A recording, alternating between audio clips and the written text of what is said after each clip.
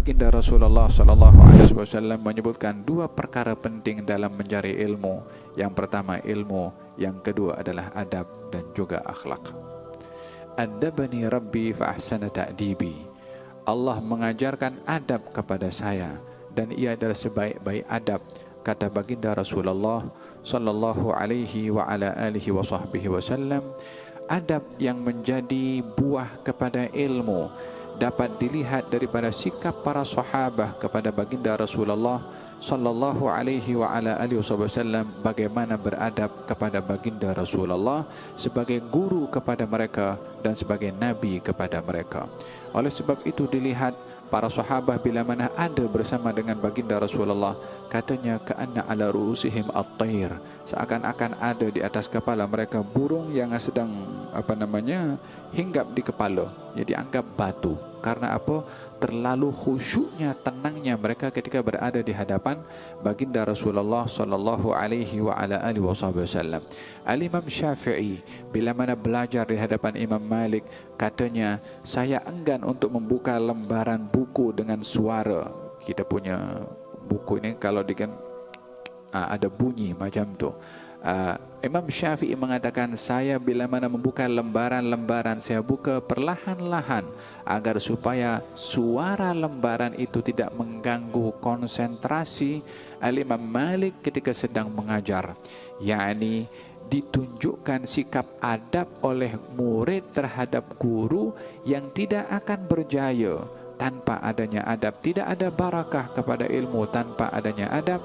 Demikian mereka ketika belajar ilmu mengedepankan adab kepada ilmu dan mengedepankan adab kepada orang yang mengajar ilmu kepada mereka. Oleh sebab itu belajarlah adab melalui ilmu, karena tanpa adab tidak ada makna kepada ilmu yang dicapai. Salah seorang murid Imam Syafi'i bernama Imam Rabi', katanya, kalau saya berada di hadapan Imam Syafi'i, saya segan nak minum. Kalau sedang sedang menyampaikan, segan nak minum karena takut mengganggu gerakan itu kepada gurunya Imam Syafi'i.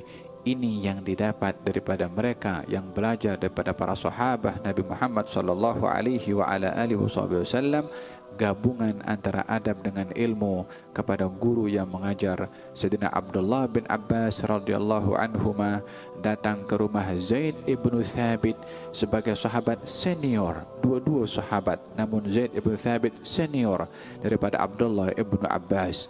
Maka Abdullah bin Abbas datang ke rumah Zaid ibn Thabit untuk menanyakan soalan-soalan agama, karena Abdullah bin Abbas hanya mendapati tidak lama kepada baginda Rasulullah, sehingga ketika datang ke rumahnya beliau ingin mengetuk pintunya, segan khawatir mengganggu Zaid ibn Thabit.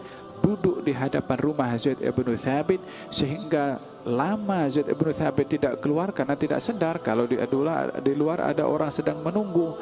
Sehingga Abdullah bin Abbas duduk di hadapan rumah Zaid ibn Thabit begitu lama. Orang lalu di hadapan rumah Zaid ibn Thabit tidak cam kalau itu Abdullah ibn Abbas. Sehingga Zaid ibn Thabit keluar, lalu ditanya oleh Zaid ibn Thabit, wahai anak saudara Rasulullah, kenapa engkau datang, kenapa tak ketuk pintu? Katanya, aku segan mengganggu kepada engkau. Kata Zaid ibn Thabit, apa hajat? Aku datang ini bertanya soalan. Kata Zaid ibn Thabit, kenapa engkau tak suruh aku datang ke tempat kamu? Kata Abdullah bin Abbas, ilmu itu bukan datang tetapi didatangi. Baru tanya soal beberapa perkara.